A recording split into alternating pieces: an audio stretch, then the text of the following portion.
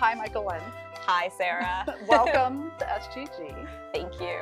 Welcome to SGG for your solo show, which is the first solo show in the new space. I know, I'm excited to be here. 95 North High Street. You need to be here. No, it's super exciting, and I'm thrilled that you're the first show. I'm thrilled that you asked me. Solo artist. We're going to talk about the work, but we're going to start a little bit big, a little bit about you. I want people to sort of hear your voice and know a little bit about you.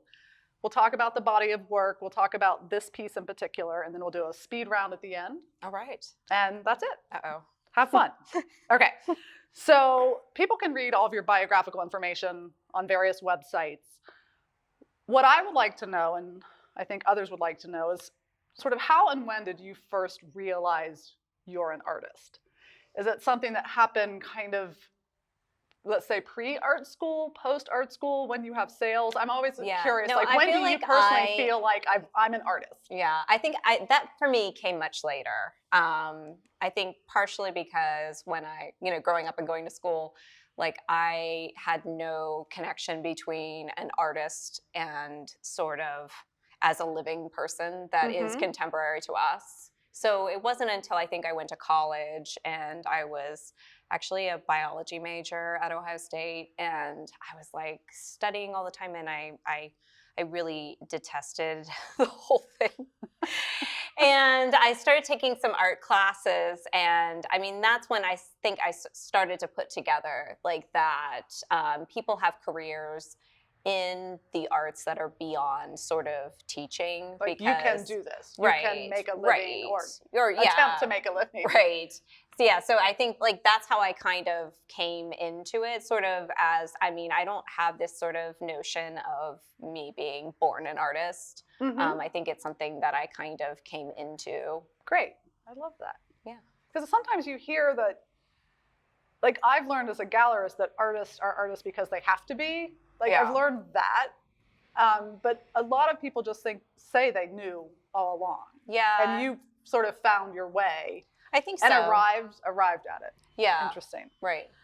All right. So this body of work, which spans a few years, yes, and includes paintings and textiles, which are more unusual and certainly unique to my roster of artists. So thank you for that. Lots of different ways to describe it. When I think about what people will see in the show, it's a bit of a commentary on sort of domestic life and a little bit on mundane moments in domestic life that aren't shown or shared, but most people experience, with a hint of technology and what it's doing to us. Right. You know, something that was supposed to bring us closer kind of creates these chasms. Anyway, it's big, meaty topics. Right. So I will ask you, when you think about the paintings and textiles in this show, in your own words, what do you think you're conveying or sharing? I mean, for me, the sort of how I came into sort of focusing on domestic life in my work was because I felt like it was the thing that kind of prevented me from being an artist initially. Like I went to art school and I was making stuff in the studio, and then I like pretty much dropped off the face of, as far as that went. And I think because children, I was, right. You're raising children. And I think like at that time too, like being an artist and being a mom, like those things just didn't fit into the same world. And honestly, I think I was just kind of drained in so many ways that I just didn't have the ability. But when my children got a bit older, I always told myself I was going to come back into it. And so when I was thinking about like making the work, I was thinking about this is about the thing that kind of prevented me, I felt like, which was sort of like these, all the roles that I had to play in my own domestic life and all the things, all that, gendered and emotional labor that we've been talking about. So the work became sort of a documentation almost of like the things that were happening in my life. And I was using my cell phone to capture and take a lot of selfies. Right. So these pieces would typically start with a photo, Yes. and then you convert it into either painting or textile. Okay. Right. And so, yeah, so I started out working as a painter. I'm trained as a painter, but as I've discussed before, like, I really wanted to make the work come full circle domestic. And so that's when I started exploring these other processes that had a domestic feel. And that's how I got into rug making.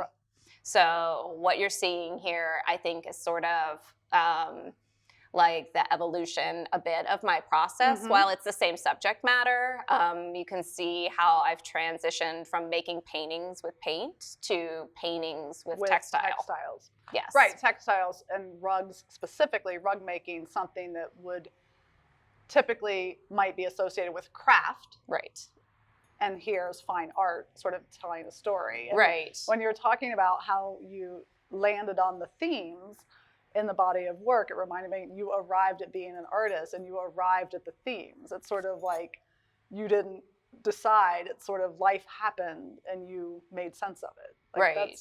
Yeah, I think it comes from my experience. And so, yes. Well, they're beautiful. So we're going to talk for a few minutes about this piece. Okay. Which is titled How It Had Come to This. And I would like to suggest that the woman in the piece might be you. It is. Okay. Yes. All right. I mean, everything, all the work in the show is from my own personal experience. So it is autobiographical, but I do think that there is a certain amount of situational, like, generality that we all experience. And a lot of it, like with the devices and such, is like to be in a space with another person, and yet you are the furthest away from that person mentally because they're distracted, they're Life on a happens. device. There are children who have activities. Right. And so a lot of it's about sort of that dichotomy of being in a space but not being close, and how we make connections and what we choose to focus on, I think, is a big thing, especially now.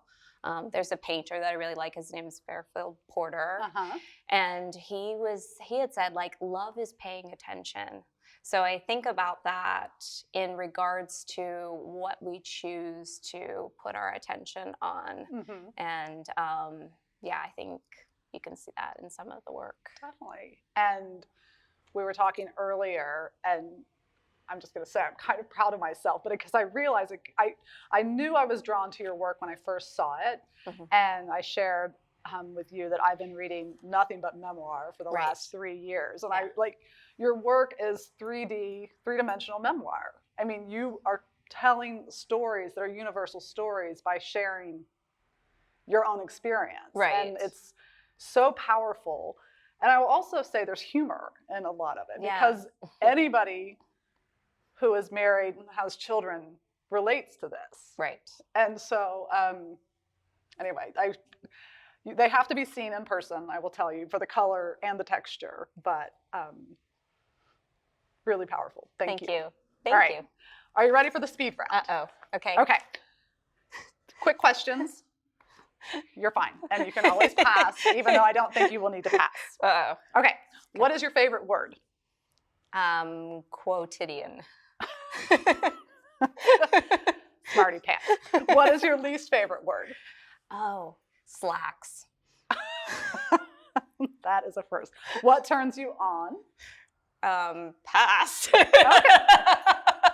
What turns you off? What turns me off? Internet dating. What is your favorite curse word? Fuck. Yes, that's always the winner. What profession other than your own would you like to attempt? Maybe, I don't know. It's kind of a tie, I think, between maybe a chef. Ooh, okay. That sounds kind of fun for like a hot second. But not biologist? There was never any of that? That was just... no. I got that all out of my system. Okay. No sciences anymore. It's too much. Chef. No. All right. I'm really regretting that part. Like saying chef right now. You can redo. Okay. It's our video. You can do. Oh, I don't know. I don't know. But a chef is not it. All right. Well, you think about Okay. it, and we'll post it when Right. you come up with it. Okay. Stay tuned. The people Stay are dying to tuned. know. Okay. If heaven exists, we don't need to discuss whether it does. Okay. What would you like to hear God say when you arrive at the pearly gates? Finally. There you go. Oh my gosh. Thank you. And thank you, Josh.